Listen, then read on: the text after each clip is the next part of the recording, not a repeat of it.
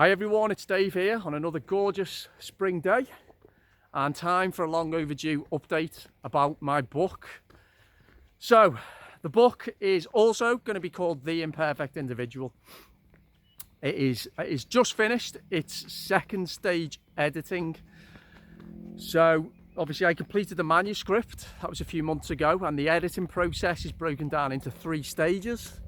The first stage was focused primarily on structure and tone, so I had to reorder some things, maybe a little bit more development of the ideas to make it flow better.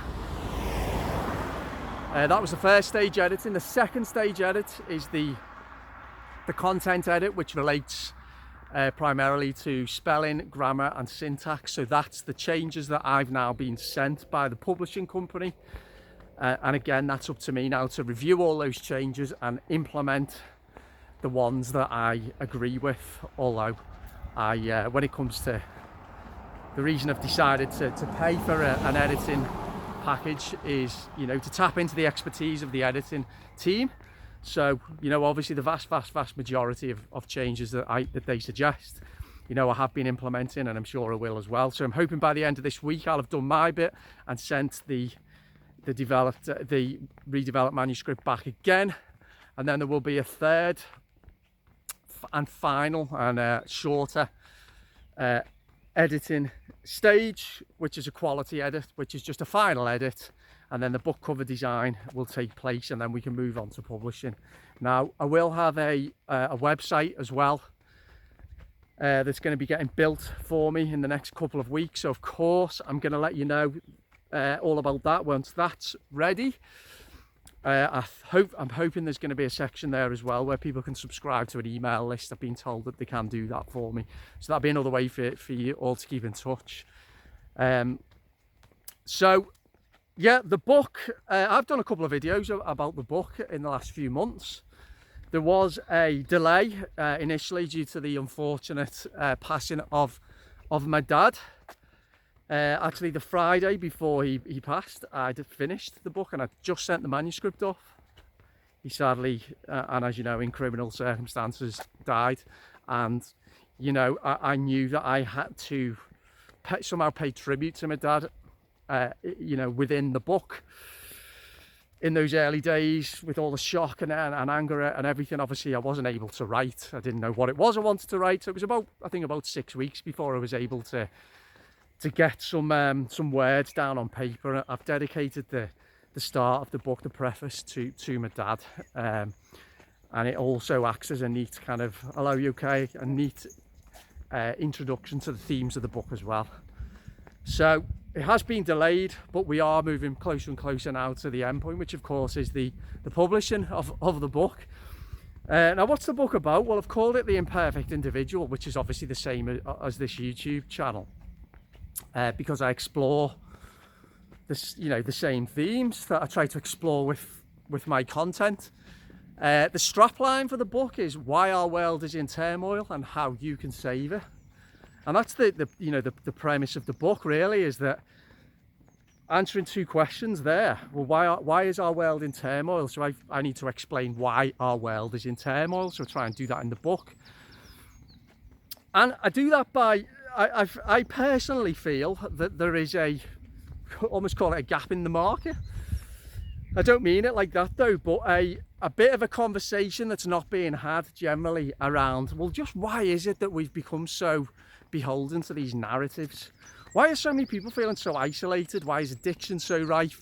And why is society degenerated into such an extent where groupthink has really taken over, and ideologies taken over, ideas are being suppressed, statism has grown, and the concept of the individual and individual thought and opinion and idea is looked upon with increasing suspicion.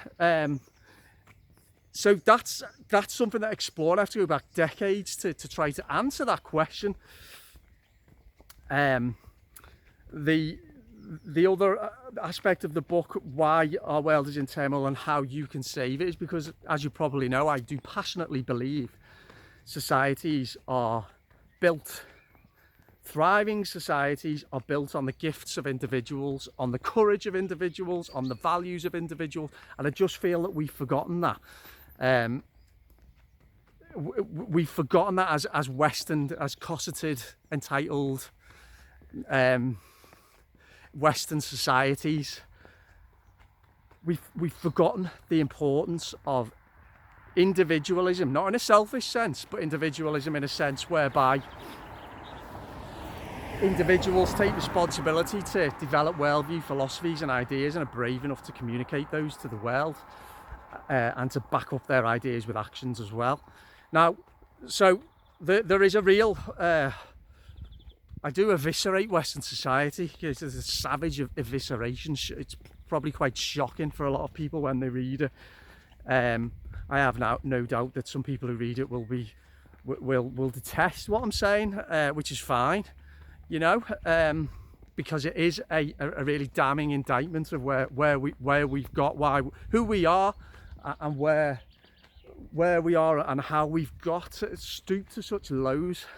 However, the second part of it is to counterbalance that real pessimism, and that damning indictment is the real positivity relating to a spiritual rebirth, an intellectual rebirth, a moral rebirth that is taking place as well, and that is gaining in momentum. And I've talked a lot about this. We do have the parallel societies setting up now, we really do. And what I try to do with the book is to encourage as many people to embrace courageous, you know, to embrace a courageous life, you know, to take responsibility for healing this world, you know, to walk shoulders back, chest out into this uncertain future and carve our own path. And not to become so distracted by, you know, these meta narratives that are, you know, the umbrella of fears that a lot of people are still becoming too preoccupied with, in my mind, with relation to things like the Great Reset and, you know, Agenda 30 and all those other things that are going on. So there's a real spirit of optimism in the book, particularly in the second part of the book. You know, I try to in the book to shock people, because what I feel really needs to happen in the next year is a wholesale reflection on behalf of everyone about just what's happened in these last 2.5 years, to ensure that it doesn't happen again, and to ensure that ultimately accountability and justice can be served, and to ensure that we can try to understand why what's happened has happened. And I'm hoping that this book, however many people read it, I don't know how many people are going to read it, obviously, I'm hoping it might have that effect in encouraging people to really look back, reflect and acknowledge on what's happened, and to try to maybe realise where they've been personally responsible for the, you know, the terrible things that have happened, but also where we can from this point forward take responsibility for starting to rebuild. So yeah, explore some pretty deep concepts in the book. Ideas against the ideology, individuality against groupthink, statism against philosophy.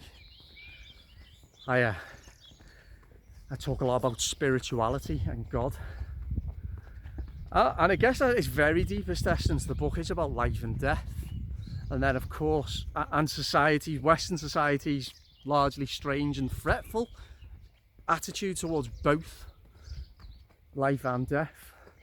And then of course with the passing of my dad, you know, those themes have become even more important as a central theme to the book, or one of the central themes to the book. So yeah, I've tried to give just an honest appraisal, to actually talk about what I've seen with my own eyes in the last 2 years, how and why people have become so beholden to statism and so brainwashed by absolutely absurd and atrocious ideas that they've engaged in behaviours not befitting what is supposedly a liberal society. And then talking about the uplifting spiritual, intellectual and moral revolution that is taking place largely as a result of that as well. So yeah, that's what the book is about. I am going to give you more updates as we go along now over the next few weeks. I've asked for some idea of a deadline when the book can actually be published, but I'm thinking sometime in the summer it's definitely going to be. I'll let you know when the website's set up. If you're interested in the crowdfunding campaign for the book and contributing, if you value what I do, the link is in the description. Obviously no pressure there whatsoever. And I'll just continue to provide you with some updates over the next few weeks. So yeah, exciting and scary times for me. Probably for the first time in my life, I'll be able to, I have achieved things in my life, of course, but something that I can look back and say, well, not many people have done this in their life, to be able to write a book. So I do feel a real sense of satisfaction, and I'm really looking forward to actually holding the physical copy of the book myself. It'll be available to buy, as a hard copy, physical copy, or as an ebook. But all that information I'll communicate to you closer to the time. So just wanted to do this video to give you an update, really, about the progress, and try to explain or to summarise the quite big themes that I explore in the book. So yeah, there we go. I'm going to stop talking now. Don't forget to subscribe if you haven't already. Appreciate it if you share this video with anyone that you think may be interested in this book. Yeah, and I'll speak to you all soon. All right, have a good day. Bye bye.